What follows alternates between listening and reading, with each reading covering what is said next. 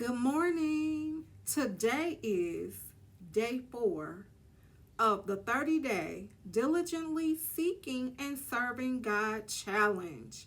I hope that you're having a great start to your morning. I hope that you're having a great week.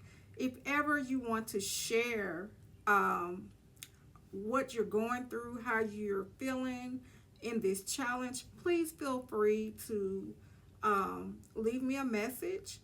You can go to my Facebook and leave me an inbox, and that is under Kim Empower.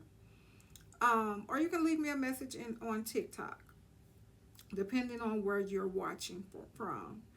Okay, so I just want to say this week is full of warm ups to get you prepared for our 30-day challenge. So it's just like when you go to work out, you have a little warm up that you do before you start working out. That's what this is. So on day 1, you were asked to start your day with prayer. Simply invite God into your day by starting with prayer. Um, you were asked on day 2 to read Psalm 63, 1 through 8, and journal one way you wanted to seek God more. Number 3, which would have been day 3, you were asked to play worship music for 10 minutes, sing, or just sit in His presence.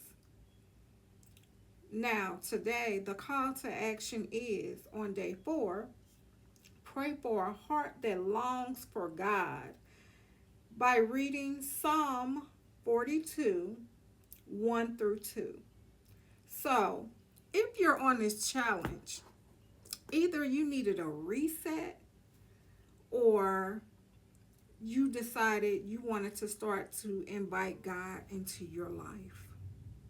Maybe this is not something that you normally do, and it just sounds like something that you could do. And when I sent out the calendar to everyone that asked, you probably felt like, "Ooh, this seems like this is doable.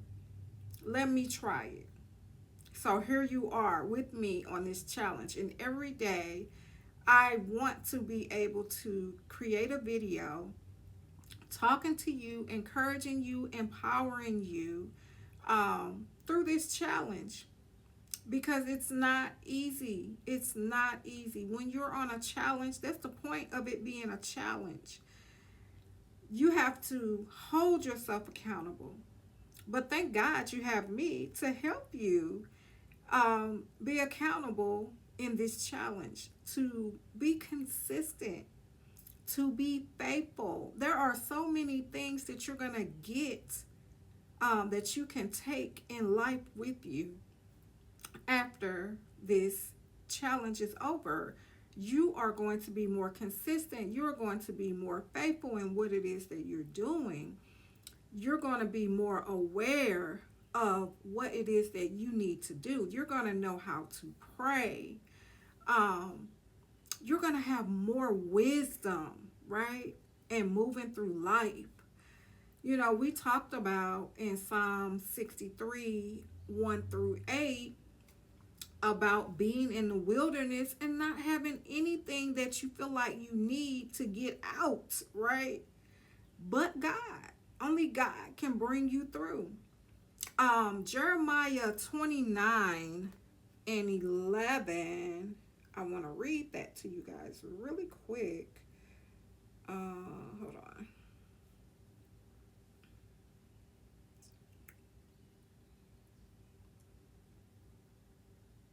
Okay, come on here. The way my Bible is set up.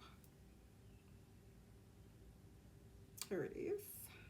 Jeremiah 29. Jeremiah 29 and 11 says, "For I know the plans that I am planning concerning you, declares Yahweh, plans for prosperity and not for harm, to give you a future and a hope. When you call me and you come and pray to me, then I will listen to you. When you search for me, then you will find me. If you seek me with all your heart. So it's all about putting your heart into it. And I was sharing with you guys something that I dealt with in 2022. And I felt like I was in the wilderness because it just seemed like I was stuck in something that it seemed like it was a quick fix to get out of, but it just was not happening. And so what happened is it made me take the time to just petition God, stay before God, because I couldn't get out of it, it was driving me insane.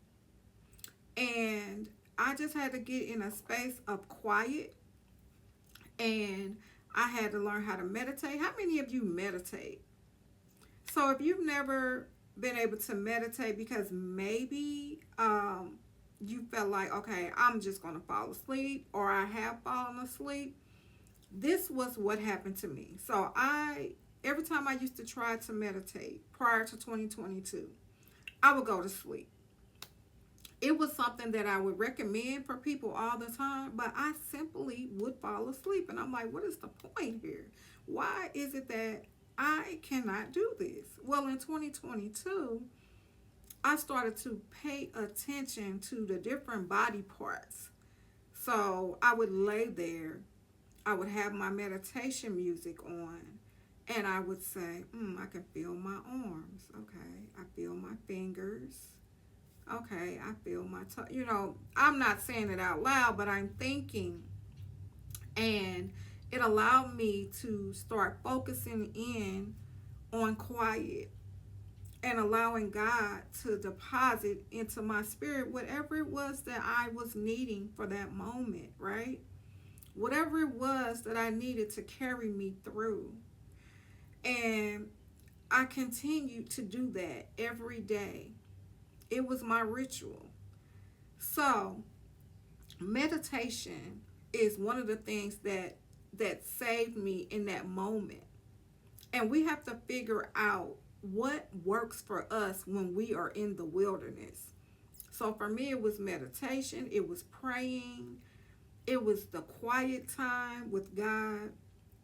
It was simply listening to God and letting him lead me, because when you're in the wilderness and you start to panic, you start to make choices that make no sense and that's not going to get you out. Sometimes, and this is what my pastor just preached about Sunday, sometimes God takes the long way to allow you to get out of the wilderness, because there are lessons to be learned. In that moment, I learned about myself. I learned who Kim is, what Kim can do, what Kim is here for. I learned about my purpose so deeply, and I thought I knew what my purpose was prior to that, right? No. God said, no, that's not what I have for you. That is the warm-up season to the season that you need to be in. So when you're in the wilderness, God is going to show you things. He is going to give you those lessons needed. I matured in so many ways. I became kind, which I was a kind person, but not to the extent that I am now. I became a servant of God, which means when I'm serving God, when I'm serving other people, I'm serving God, and I have became that person. What else happened with me? I had more self-control, which I didn't start off with that in the beginning because I wanted to get my lick back, and I'm like, I'm going to fix this, right? What else happened? I was more patient, because when you're in the wilderness, you don't have a choice but to be patient, because you can't just get up and walk out of there. So I was on the long route in the wilderness, and it took me 2 years to get out. In that, have a great